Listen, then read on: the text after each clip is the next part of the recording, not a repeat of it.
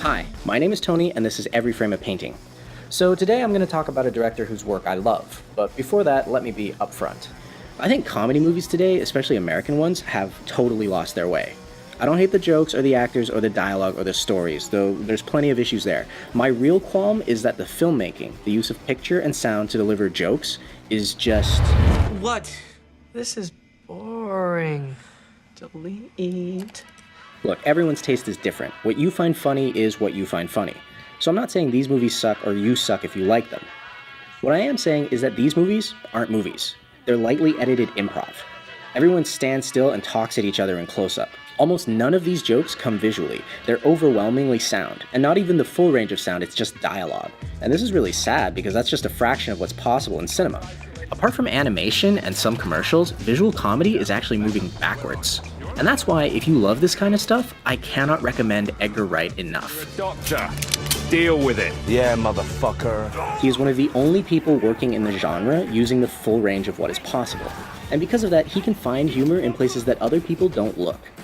Here's an example. Let's say you need to move your character from one city to another to get your story going. How do you shoot it, and can you get a joke out of it? Well, no. Not if you send out a second unit to do it. Every shot pans from left to right, you include really obvious landmarks and signs, you mix in generic helicopter footage, and you put upbeat music under it so the audience doesn't get bored.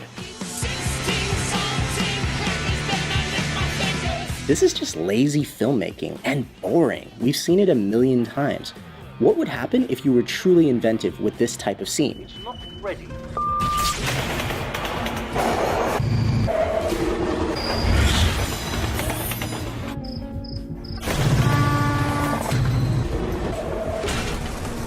There we go. And this isn't just a series of quick cuts, there's a lot of good visual storytelling here. These two taxi shots tell you exactly where we came from and where we're going. These two shots emphasize the move away from civilization. Our main character always faces forward or to the right, so screen direction is respected. Turning the music down and the sound effects up is funny because each cut is jarring. And there's even some nice performances from Simon Pegg and Ryan Gosling. Okay, that was one example without context. You're right, totally unfair. Well, what if you had a movie where a horrible apocalyptic event happens and you want to foreshadow it earlier, maybe by having the characters not notice something important on TV? How would you show it? Would you just throw it in the edit for 2 seconds and 2 frames and none of the shots shows the relationship between the characters and the TV? He's having a housewarming party. He just finished building his house. Or would you do this? Although no one official is prepared to comment, religious groups are calling it Judgment Day. There's as an increasing number of reports of serious attacks on people who are literally being eaten alive. Okay, still unfair. Well, what if you had a movie where one character has stopped drinking, but the other characters are disappointed in him and you want to get a joke out of it? How would you do it? Would they just stand around and talk about his drinking? Appreciate it, but I told my wife I wouldn't drink tonight. Besides, I got a big day tomorrow. But you guys have a great time. A big day? Doing what? Or would you do this? What?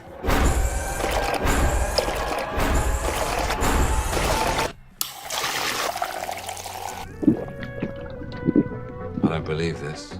This is what separates a mediocre director from a great one. The ability to take the most simple, mundane scenes and find new ways to do them. Great directors understand that you can get a laugh just through staging. Here's an example I cribbed from David Bordwell. Things popping up into frame are funny. Slow ahead. I can go slow ahead. Come on down and chum some of this shit.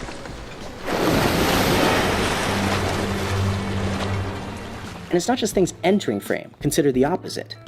I said tell Miss Laura goodbye. Bye, Miss Laura. You can get a laugh from a zoom.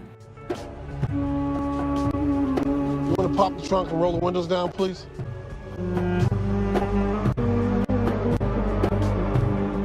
You can get a laugh from a crane up. I'm so sorry. I'm going home, Rita.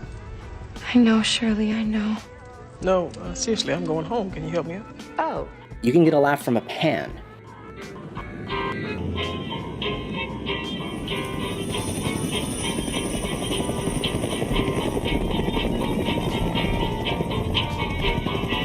As Martin Scorsese put it, cinema is a matter of what's in the frame and what's not in the frame. So think about the frame. And this isn't just a matter of smart or stupid comedy. Really, if it works, it works.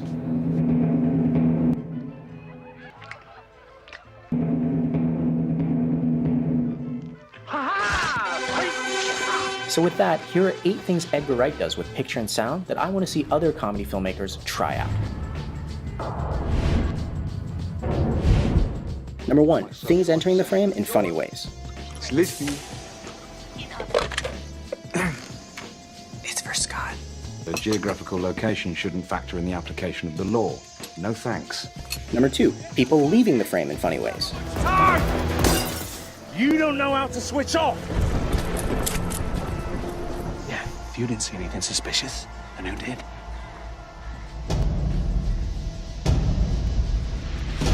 Number 3, there and back again. Are they still out there?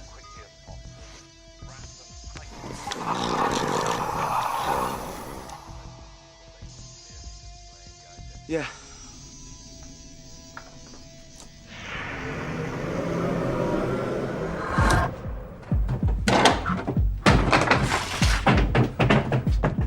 Number 4, matching scene transitions.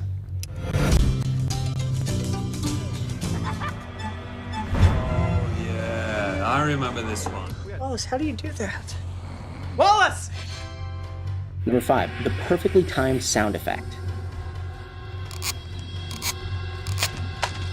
That time you dumped Kim. Okay, me and Kim are all good now, all right? Do feel free to spool through. Number 6, action synchronized to the music.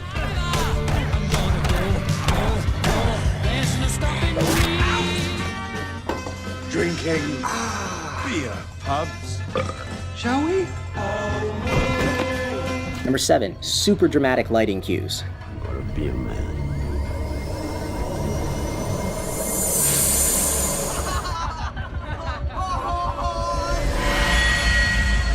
I don't know what it is about that girl. Scott, I forbid you from hitting on Ramona, even if you haven't had a real girlfriend in over a year. Hey. And number 8, I've taken a shortcut before.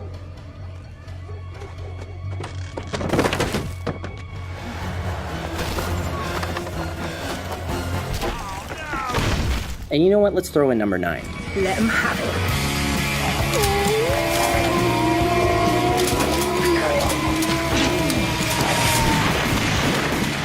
So if you're a filmmaker, work on this. The frame is a playground, so play. And the next time you go to a theater and you pay $15 to see a comedy, don't be satisfied with shit that is less inventive than Vine. And he said, that's strange because